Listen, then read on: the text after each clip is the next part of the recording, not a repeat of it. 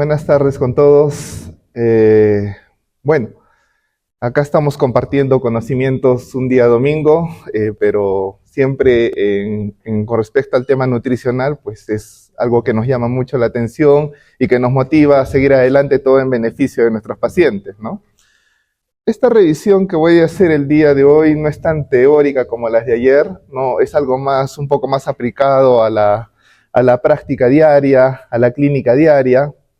Aclarar que para esta exposición no tengo ningún conflicto de interés. Van a ver por ahí algunas marcas, pero hay para todos, ¿no? Pero igual era que poco a poco vayan conociendo de qué se trata cada fórmula y bueno, que se den cuenta la importancia de conocer cada producto, ¿no?, que hay en el mercado. La siguiente. ¿Qué es lo que vamos a hacer con esta charla? ¿Qué es lo que vamos a hacer con esta charla? Aprender un poco cómo es la clasificación de estas fórmulas enterales y poder definir las características peculiares de cada una de ellas, identificar las fuentes de macro y micronutrientes, lo que proporcionan estos nutrientes, y poder escoger de esa manera el nutriente enteral adecuado para nuestros pacientes, ¿no? El conocimiento de estas fórmulas va a permitir que nosotros podamos elegir la fórmula más idónea para nuestro paciente. La siguiente. Como habíamos mencionado en las ponencias del día de ayer y se ha repetido en el transcurso también del curso, la vía enteral es muy importante, ¿no? Sin desmerecer la vía oral y la vía parenteral, obviamente, ¿no? Pero muchos de nuestros pacientes, sobre todo en estado crítico, es la vía que nosotros a veces propugnamos mantener. Es más fisiológica, ¿no? Es más segura, pero obviamente siempre tiene que tener un monitoreo adecuado, ¿no? Por lo que sea enteral no la vamos a monitorizar, eso ya lo vimos el día de ayer, ¿no? Tenemos que monitorizar glicemia, electrolitos y todo lo demás. Mantiene funcionando el hígado y el hipotálamo, que es algo muy importante para los ejes de regulación. Estimula el trofismo intestinal y mantiene la función de barrer, eso también es importante, ¿no? Hemos visto que un paciente que está en un periodo de ayuno entre 3 a 5 días va perdiendo la función del enterocito, y peor aún se pierde la barrera intestinal y eso nos puede provocar una traslocación bacteriana que al final puede terminar en una septicemia, ¿no? También nos permite regular adecuadamente el medio interno, el metabolismo y el sistema hormonal sistémico. Mantiene el sistema inmune. Recordar que en el tracto gastrointestinal el sistema inmune está muy desarrollado y disminuye pues las consecuencias de un hipermetabolismo, ¿no? Un síndrome de disfunción multiorgánica. La siguiente. Entonces, si queremos hablar de nutrición enteral, básicamente estamos hablando del aporte de una fórmula enteral, ya sea al estómago, como primera opción, pero también, como hemos visto el día de ayer, a veces es necesario usar sondas postpilóricas, motivo por el cual el nutriente va hacia el duodeno, o en otros casos también puede ir a yeyuno, ¿no? A través de una sonda nasoyeyunal. O también, o también puede pues administrarse a través de la vía oral en intervalos regulares, ¿no? Como una suplementación nutricional. Y no solamente pues puede ser a través de sondas, sino también puede ser a través de las ostomías, ¿no? Que a veces es necesario hacer, sobre todo en pacientes que tienen algún deterioro neurológico. La siguiente. Entonces, generalmente, ya los nutrientes que nosotros, con los cuales trabajamos actualmente, ya vienen fabricados, ¿no? Con una determinada proporción de nutrientes. Por eso ayer también se mencionaba que la dieta licuada que antes se usaba en los hospitales, pues ya no se debería usar. Porque una dieta licuada, por más de que me esfuerce en prepararla, yo no sé cuánto de proteínas, carbohidratos, lípidos, minerales y oligoelementos o todo lo demás le estoy administrando al paciente. En cambio, en estos nutrientes enterales, pues ya viene una composición definida. Yo sé cuánto le estoy administrando y de esa manera yo puedo hacer mis cálculos para llegar a los targets que se han establecido. Y obviamente son completas porque tienen todos los macronutrientes y micronutrientes que son muy importantes, ¿no? Hasta los elementos traza que se mencionó el día de ayer que también son necesarios. La siguiente. Los beneficios creo que ya están más que claros, ¿no? Que son a nivel de la barrera intestinal, que ya se mencionó anteriormente, la siguiente. Y luego de que nuestro paciente hemos visto que está apto para recibir la nutrición enteral, hemos visto a qué nivel va a recibir la nutrición enteral, pues tenemos que empezar a seleccionar las fórmulas. Y para poder seleccionar las fórmulas tenemos que conocer toda la variedad que hay en el mercado. La siguiente. Obviamente para esta selección nosotros tenemos que, bueno, para administrar la nutrición enteral, haber evaluado el tracto gastrointestinal, que sea funcionante, el diagnóstico del paciente, ¿no? Y que el acceso pues esté operativo, que sea factible. La siguiente. Ahora, si tenemos un tracto gastrointestinal que funciona adecuadamente, nosotros vamos a poder inclinarnos, por ejemplo, por una forma polimérica. ¿Qué es en general una fórmula polimérica? Es la que preserva los macronutrientes en su composición macro, ¿no? En cambio, si el tracto gastrointestinal no es adecuadamente funcional, a veces tenemos que recurrir a fórmulas semielementales. ¿Y qué significa eso? Que estos macronutrientes pues ya han sido hidrolizados en sus componentes básicos. Por ejemplo, las proteínas han sido hidrolizadas, por ejemplo, oligopéptidos o dipéptidos, ¿no? Y en el caso de los carbohidratos, a disacáridos y cosas así, ¿no? Entonces, polimérica es una fórmula más completa y fórmula elemental es una fórmula ya hidrolizada. Y depende mucho cómo esté funcionando nuestro intestino para ver nosotros cuál vamos a administrar o no, ¿no? También si el paciente tiene alguna patología específica, por ejemplo, una patología renal, una patología pulmonar, una patología hepática, nosotros también de acuerdo a eso podemos ir eligiendo qué tipo de fórmula vamos a administrar. Por eso, como se dijo anteriormente, es importante saber el diagnóstico, qué patología tiene, ¿no? Y, por ejemplo, si está en el estado agudo, que también se habló durante las charlas, está en la fase aguda, sobre todo en la fase aguda temprana, o en la fase aguda ya saliendo de la temprana y pasando a la tardía, la recomendación es en una nutrición hipocalórica hiperproteica, ¿no? Y para eso ya hay fórmulas que tienen un contenido más elevado de proteínas, ¿no? Entonces es importante conocer todo eso para nosotros tratar de elegir cuál es la fórmula adecuada para nuestros pacientes, ¿no? La siguiente. Y esta selección apropiada va a hacer que nosotros tengamos un éxito en la terapia nutricional. Si elegimos una fórmula inadecuada, hasta podemos provocar daño, ¿no? A veces tenemos el concepto de que la que nos puede hacer daño, si administramos erróneamente, es la nutrición parenteral. Esa es la que se le tiene más temor, ¿no? Pero sin embargo, si nosotros no seleccionamos adecuadamente un nutriente enteral, también nos puede producir daño. La siguiente.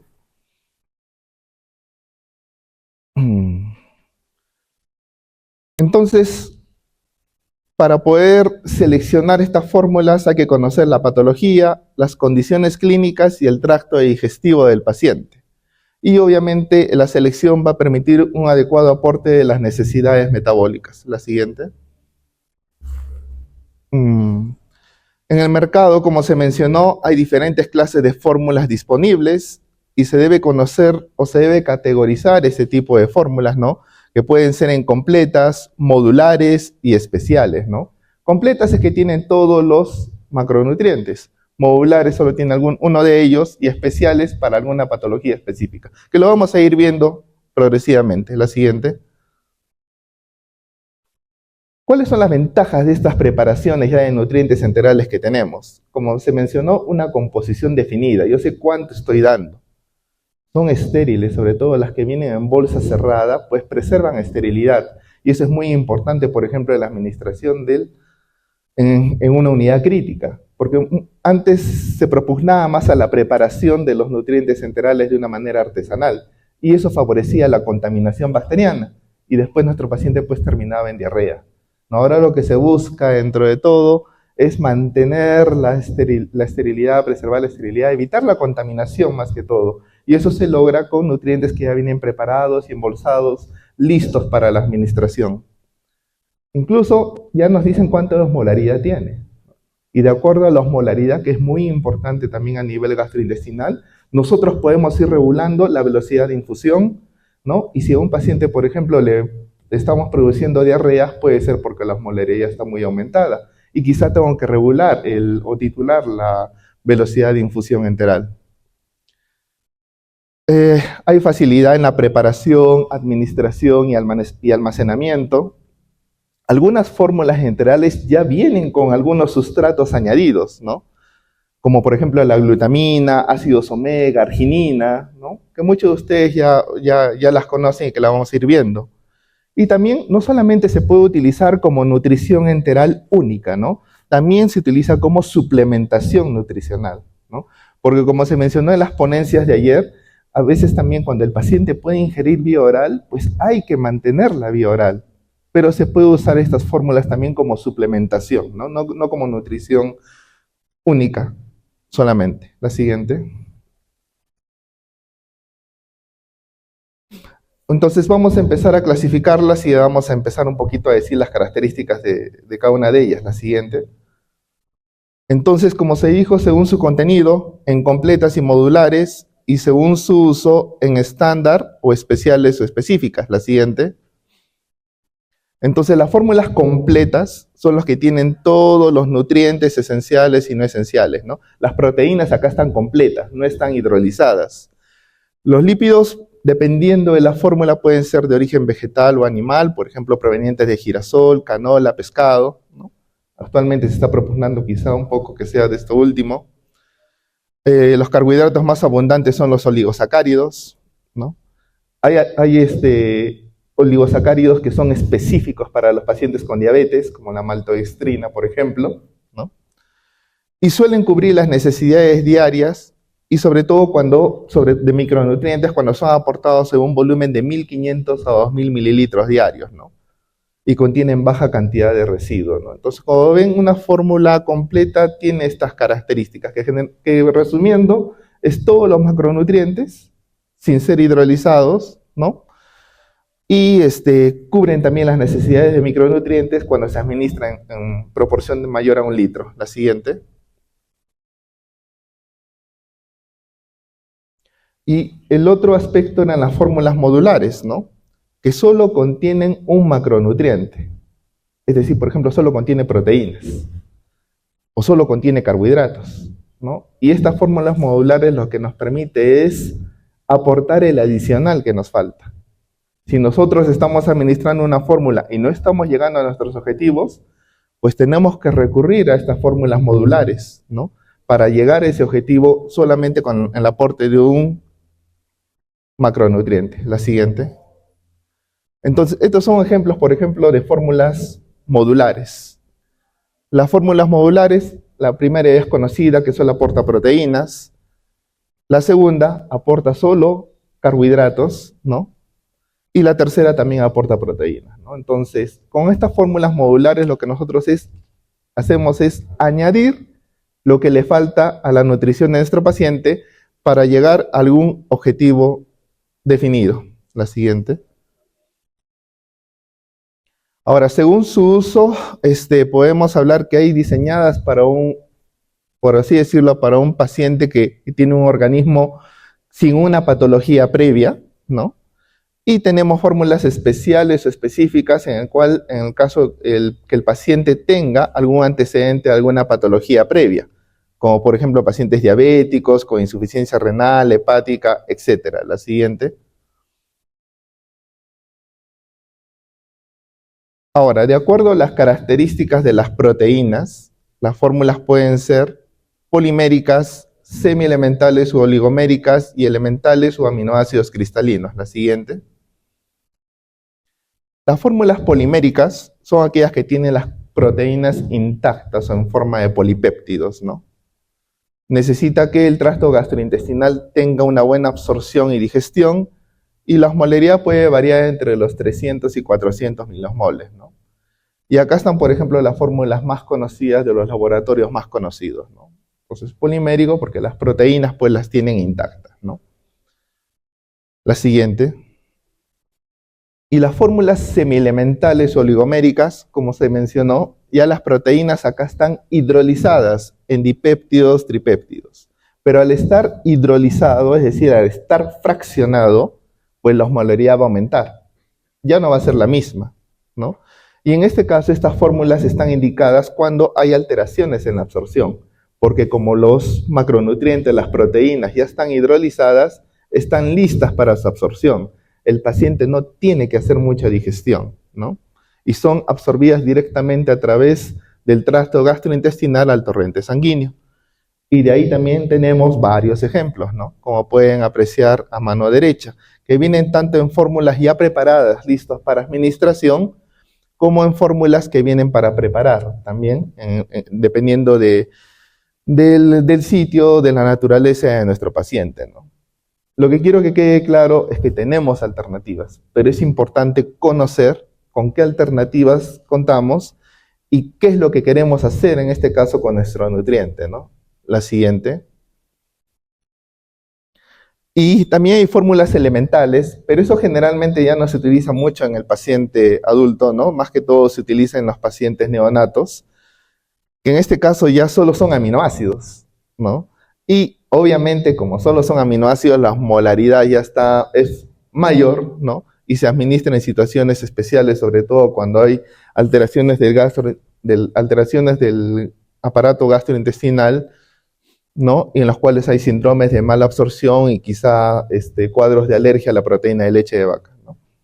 Pero esto ya más que todo se utiliza en el ámbito de la neonatología, ¿no? En los recién nacidos. La siguiente. Y eso era entonces en cuanto a la forma de proteínas, ¿no? Pero también hay en cuanto a la cantidad de proteínas, que pueden ser normoproteicas, pueden ser de alto contenido de proteínas, fórmulas hiperproteicas, ¿no? Entonces todo va a depender de qué porcentaje esté en la composición, que puede ir desde un 12 a 16% o que pueden ir mayores al 18%. Entonces esto también depende mucho de lo que nosotros queramos administrar.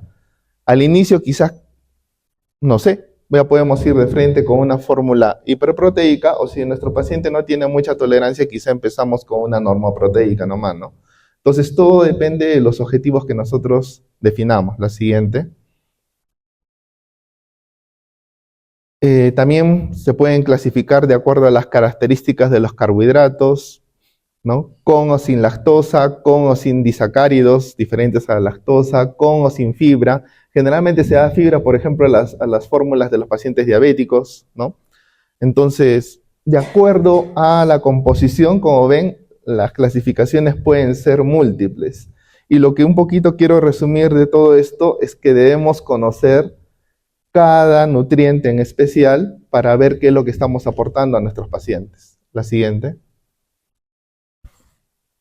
También las grasas tienen determinadas características. Pueden tener triglicéridos de cadena larga, de cadena media, de cadena corta. Actualmente se está propugnando más por los triglicéridos de cadena media, ¿no? Y por los que tienen la familia omega 3, que se ha visto que tiene propiedades antiinflamatorias. Es cierto que los omega 6 a veces sí se necesita su aporte, pero los estudios más respaldan la administración de los omega 3, ¿no? La siguiente. Y hay fórmulas especiales también, ¿no? Para determinadas patologías, que eso también nosotros debemos ir conociendo. Por ejemplo, para pacientes con hepatopatía, pues hay fórmulas como las que están en la derecha, ¿no? Para nefropatía igual, ¿no? Como el Nepro. Para pacientes con alteración de la función pulmonar también se suele administrar el Pulmocare y cada uno tiene su indicación, ¿no? Por ejemplo, en el caso del Pulmocare, que es para pacientes con insuficiencia respiratoria, se usó bastante durante el COVID, ¿no? La función de esta fórmula es de que menos carbohidratos, obviamente, hacen que se produzca menos CO2, ¿no? Y obviamente los carbohidratos son reemplazados por lípidos como fuente energética, ¿no? Pero no se ha visto que en los desenlaces al final nos ayude mucho. Pero fisiopatológicamente, en teoría, sí podríamos administrarlo si queremos que nuestro paciente quizá no tenga mucho aumento de CO2. Y en el caso, por ejemplo, de la fórmula renal nepro, es una fórmula hipercalórica, hiperproteica, en menos volumen.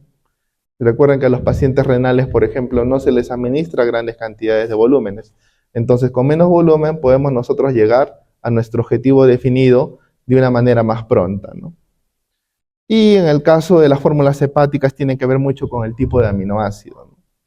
Entonces, básicamente, como ven, o sea, hay distintos tipos de fórmulas que nosotros debemos ir conociendo para saber cuál es la que vamos a administrar a nuestros pacientes. La siguiente. Ahora, con respecto a las fórmulas hiperproteicas, hipercalóricas, son fórmulas completas, como se ha dicho, ¿no?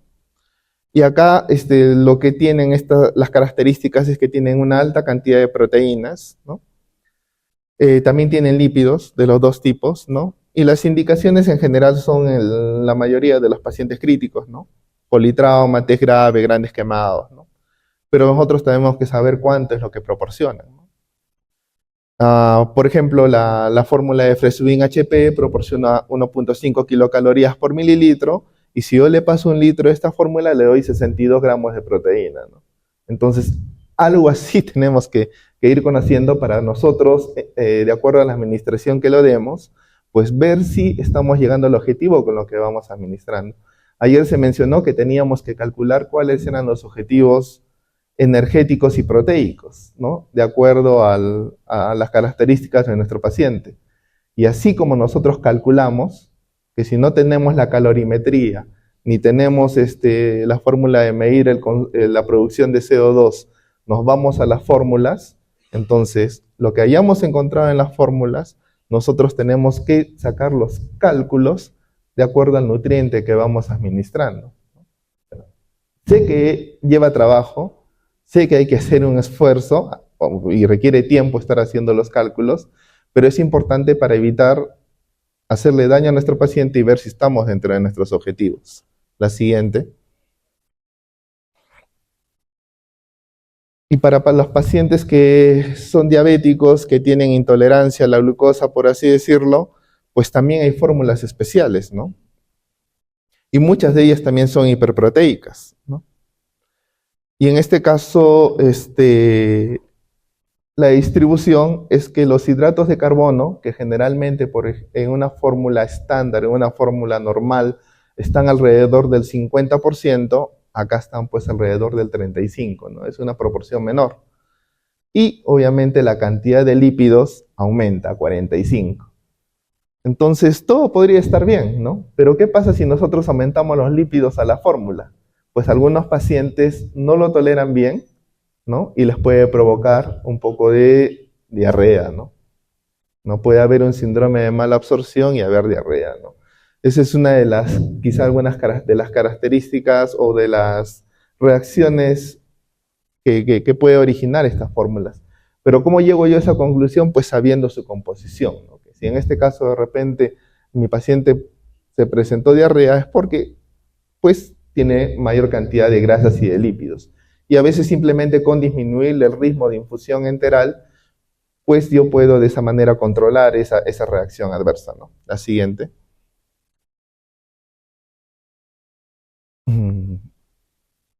Y estas fórmulas generalmente, pues, como dije, son ricas en fibra, ¿no? Tienen los famosos FOS, ¿no?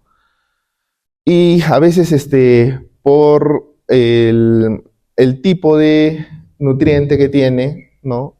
Y la cantidad de proteínas que tiene, también pueden tener una osmolaridad un poco alta, ¿no? Y generalmente los carbohidratos están a base de maltodextrina, ¿no? Glicerina y carbohidratos de digestión lenta, justo para no provocar esos picos hiperglicémicos que a veces sabemos tener en este tipo de pacientes, ¿no? La siguiente.